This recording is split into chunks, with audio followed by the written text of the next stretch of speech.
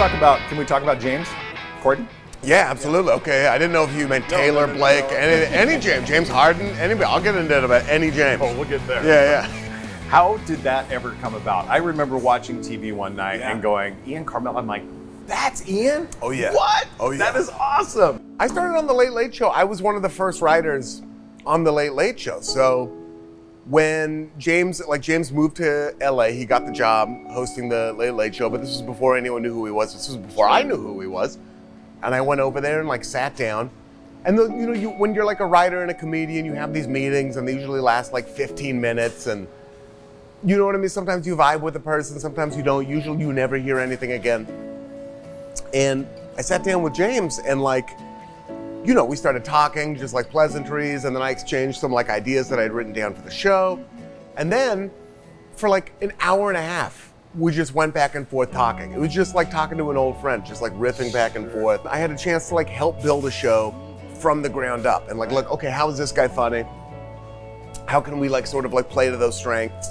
Okay, he's a song and dance band, so we could have him singing in a car with Mariah Carey, and that's how Carpool Karaoke was born. Or we can, he has extensive musical theater experience. Let's put him in a crosswalk doing Grease or Phantom of the Opera, and that's how Crosswalk the Musical was born. And that was just a really rewarding experience. And then, I stayed on the show. After about 4 years, I became head writer of the show, which was really cool, which ate up a lot more time.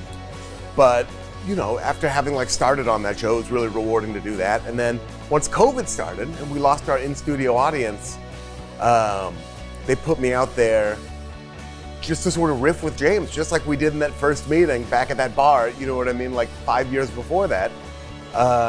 And yeah, we would just go through the monologue and just joke back and forth through the stories, and that's how I ended up being on television. When you're doing comedy and you kind of dip back into your Portland days and you have an idea, was there anything here at Portland State where you kind of got some of that from? There was so much of my early especially my early stand-up was almost completely based on experiences at Portland State University. Sort of at ground zero of this like you said, there was the Portland comedy renaissance, but also just sort of a Portland kind of artistic renaissance as well. People were rewarded for being the most themselves they could be.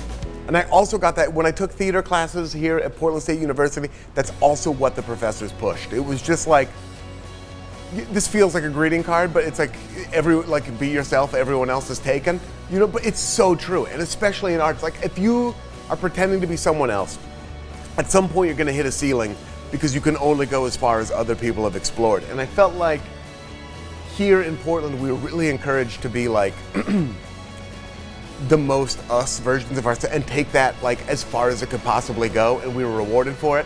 And the people who didn't do that kind of weren't rewarded for it. You didn't see them on as many shows. They didn't win, Portland's funniest person, whatever that means. They kind of hit a wall. And everyone else here in Portland, the people who are the most themselves, in my scene, Ron Funches, you know what I mean, Shane Torres, those people who really took who they were and and took it to its logical extreme.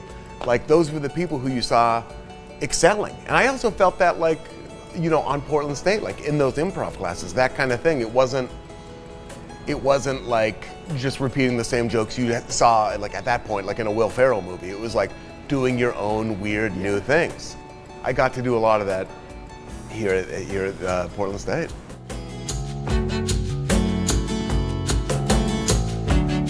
Such a cool place, from the details on the outside to the inside.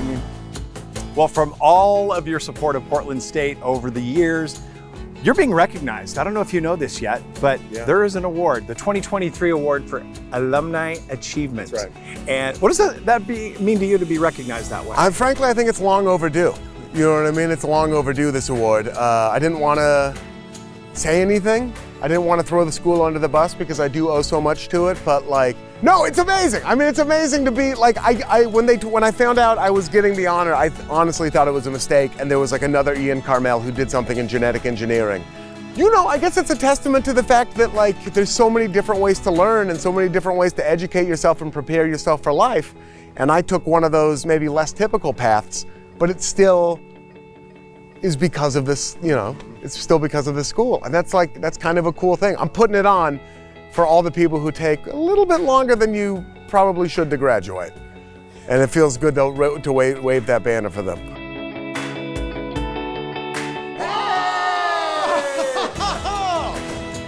What's up? Victor, I think I found my new home. This here is in your Portland. spot. Yeah. Okay. I appreciate you, but me, the guys, the Viking, I think we're going to start anew. We just need to find somebody to run point for us, and we've got a new starting five.